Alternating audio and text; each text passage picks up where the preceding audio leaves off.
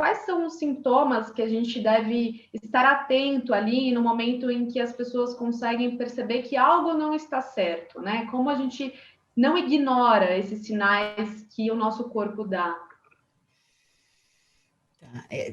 Tem a questão do próprio indivíduo e tem das pessoas que estão em volta dele, né? O que a gente tem que levar em conta é que quando a gente se depara com dificuldades financeiras, incertezas econômicas, né? A gente, de uma forma geral, existe uma maior vulnerabilidade para o aparecimento de transtornos mentais. Não quer dizer que todo mundo vai estar sujeito ao surgimento, né, de transtornos mentais, né? Existem alguns fatores que podem contribuir também, assim como existem fatores que podem ajudar a conter, né?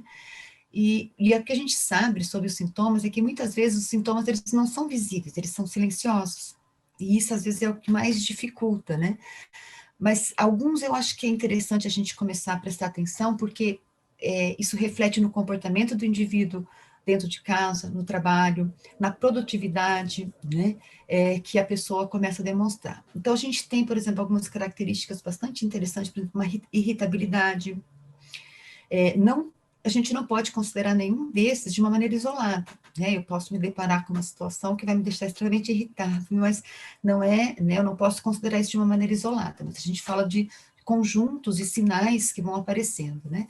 A agressividade, às vezes, desproporcional em relação ao fato em si, dificuldade de concentração,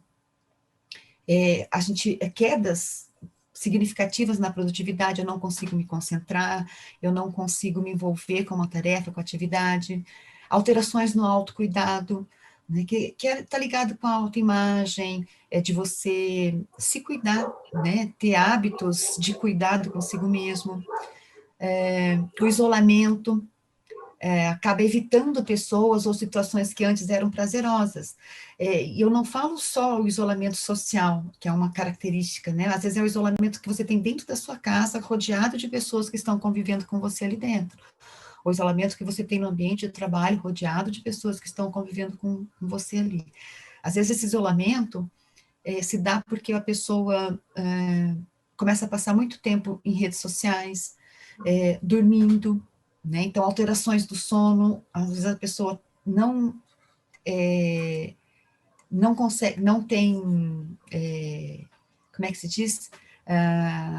Alterações no sono, porque eu posso ter tanto insônia, não consigo dormir, ou ao contrário, eu durmo demais, né? Eu acabo fazendo com que eu me desligue, me desconecte das pessoas, alteração na alimentação, às vezes a alimentação vai pelo excesso, e às vezes vai muito menos do que o usual, e a pessoa começa a ter perda de peso, um desinteresse de uma maneira geral, né? Então, normalmente a gente fala que são sintomas que acabam incomodando, às vezes, o próprio indivíduo ou as pessoas que estão em volta, que acabam percebendo e se incomodando pela mudança que tem no comportamento das pessoas, né? E, como eu falo, às vezes são sintomas silenciosos, né? Aquele brilho no olhar, aquele otimismo, né? Parece que está apagado, né? Então, a gente tem que chegar e, de alguma maneira, tentar olhar, né? Tentar estar atento a esses sinais, porque é muito importante para que você, estando ao lado, incentivar a procurar ajuda, não descuidar de quem você ama, entendeu? Sinalizar que existe uma situação que pode estar acontecendo. E o principal, se eu percebo em mim alguns sintomas desses que está me incomodando, que eu percebo que está atrapalhando a minha interação com as pessoas, ou até mesmo o meu rendimento no trabalho, a gente tem que estar ciente que saúde é procurar ajuda. Você falou um pouco das pessoas estarem ao redor ali, também estarem atentos a esses sinais, enfim. Como que a gente deve direcionar, ajudar essa pessoa? É só dando conselhos, ou falando vai ficar tudo bem? Porque a gente sabe que muitas vezes isso não é o suficiente. Quais seriam os caminhos? É buscar um atendimento psicológico? O que você indicaria, professora? Veja, às vezes não é nem conselho, né, que a pessoa precisa. O que a gente mais percebe, o que a gente mais tem que fazer, né, além de estar atento às pessoas ao nosso redor, é tentar acolher um pouco essa angústia, esse sofrimento que o outro tem, né? A gente fala de não desqualificar ou julgar a fala do outro ou o sentimento do outro, né? Então, quando eu percebo de umas pessoas, chego próximo de alguém, né, e eu percebo alguns sinais, falo, né, o que está acontecendo? Você quer conversar? Você não está bem? E a pessoa vem falar do temor dela, das seguranças, do medo, de como que ela se sente paralisada. Se eu chego para ela e falo assim, não, mas isso aí vai passar, isso é frescura, eu estou desqualificando essa dor que ele está sentindo. Né? Eu estou, de alguma maneira, desqualificando esse sentimento.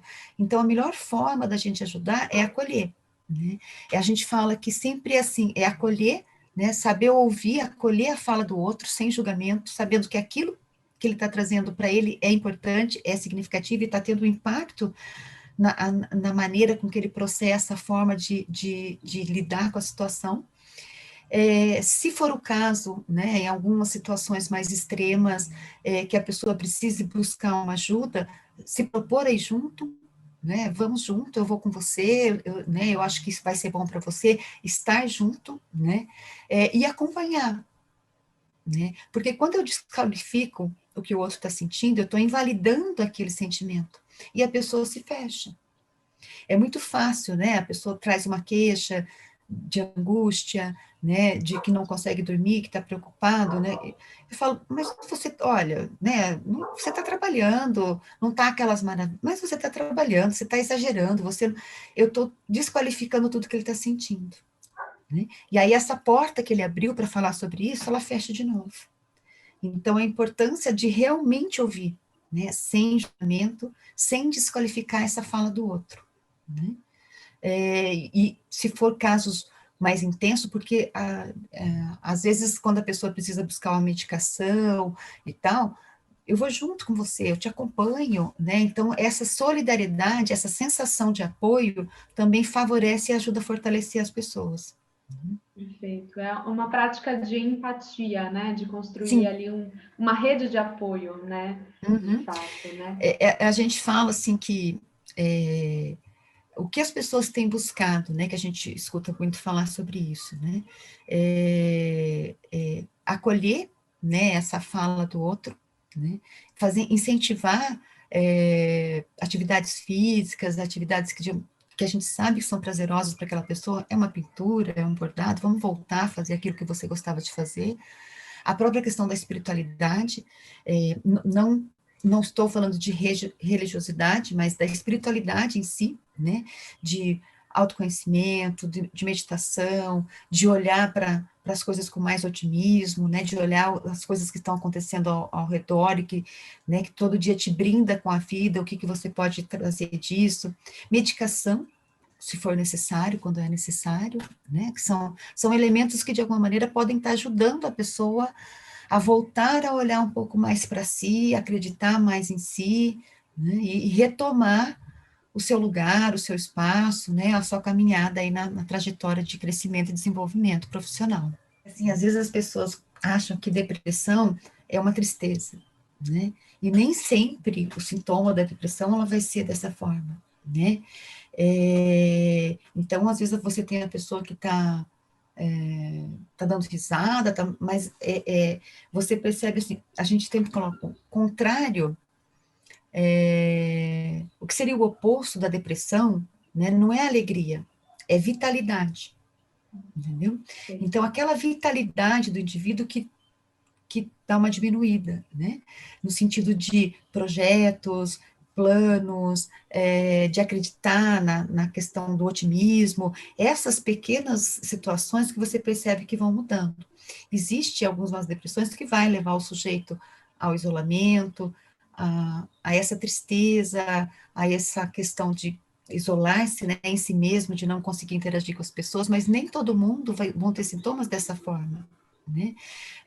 Eu acho que quando o indivíduo começa tem algumas falas, né, que a gente vê bastante agora durante a campanha de Setembro Amarelo, que fala que existe algumas falas que as pessoas às vezes utilizam que são sinais de alerta, né? Quando a pessoa fala, mas se eu sumir, ninguém vai dar bola mesmo, né? Se eu sumir, não estiver aqui, ninguém vai dar bola mesmo. Se eu queria dormir e acordar quando tudo isso passar. É, ninguém liga se eu for ou não for, se eu tiver ou não tiver. Então, aquela que a pessoa desqualifica a si mesmo, né, são falas que a gente fala que são sinais de alerta, né? Aí acende uma luzinha, começar a prestar atenção na pessoa, verificar e tentar conversar, porque se eu me proponho a conversar, mas não consigo escutar, é aquilo que eu comentei, eu barro a fala do outro novamente, né? Eu quero que você fale, mas quando você fala, eu me sinto na obrigação de te dar um conselho. Às vezes não tem conselho para dar. A gente só tem que falar, eu te entendo. Deve ser difícil para você mesmo estar passando por isso. Eu não tenho um conselho para te dar, né? É só a questão do acolhimento mesmo.